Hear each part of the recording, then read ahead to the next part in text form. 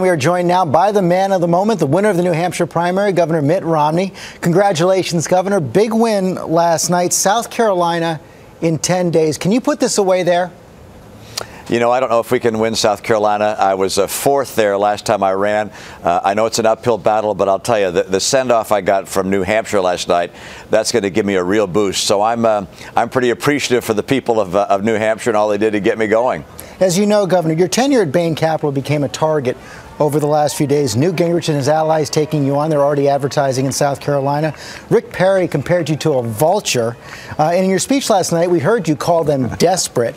But are you worried that that argument might get more traction in South Carolina, where unemployment, as you know, is much higher than in either Iowa or New Hampshire?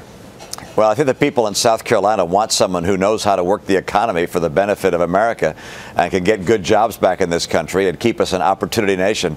I think their argument fell flat here in New Hampshire. They tried it very hard, ran ads here, were up and down the state campaigning, and people in the state said, look, we want a guy who spent some time in the private sector, not someone who spent their entire life in Washington. So I think it's working for my benefit. In your speech last night, you also took direct aim at President Obama, and Vice President Biden gave his own speech to New Hampshire Democrats last night, where he took direct aim right back at you. He talked about your tenure at Bain again, and this is the quote from Vice President Biden. He was talking about you. He says he thinks it's more important for the stockholders, shareholders, and the investors, the venture capital guys, to do well than for the employees to be part of the bargain. How are you going to answer that argument?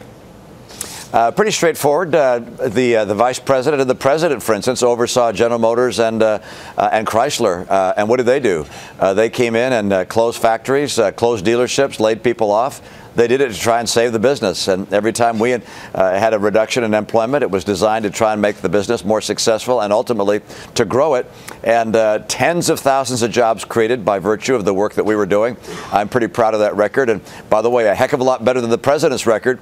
He lost almost 2 million jobs during his tenure. It sounds like, though, you concede now that the American auto industry is doing better today than it was. Oh, sure. Absolutely. I felt from the very beginning that it needed to go through a managed bankruptcy process. The president finally came to that conclusion, did that course, and the industry is coming back. I sure hope it continues to grow and thrive. You're heading down to South Carolina, as we said, where 60% of the state's Republican voters are evangelical Christians. I was struck by something that Reverend Franklin Graham, said in the New York Times this morning. He said that you might have some difficulty with the evangelical community because of your Mormon faith. He described it as a hurdle that you have to clear, advised that you meet with church leaders. How are you going to address that? Well, I've been very pleased that over the years we have been meeting with church leaders, and we'll continue to do that.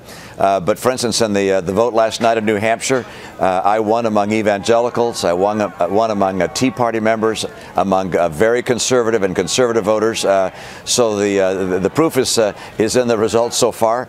Hopefully, I can translate some of that support into South Carolina as well. But I know I got an uphill battle in South Carolina, but I'm going to keep working hard and hopefully pull out another victory. Can any of your other opponents right now mount a national campaign? Oh, I think so. Rick Perry has put together a pretty substantial financial team and has been able to carry that forward over these last few contests. And you know, I think Newt Gingrich will be able to raise more money. He's already had some backers get behind him, and so I don't expect people to fall by the wayside for lack of funds. I think I expect them to fall by the wayside eventually for lack of voters. You're confident you're going to be the Republican nominee against President Obama? Oh, I don't want to be overconfident. I'm hopeful I will be. I'm going to do everything in my power to become that nominee. I think to post up against Barack Obama, it is essential to have a record of credibility on the economy. And the economy is what I know. It's what I've done all my life. And that's why I think I'm the best guy to go up against him. Congratulations, Governor. Thanks for spending some time with us this morning.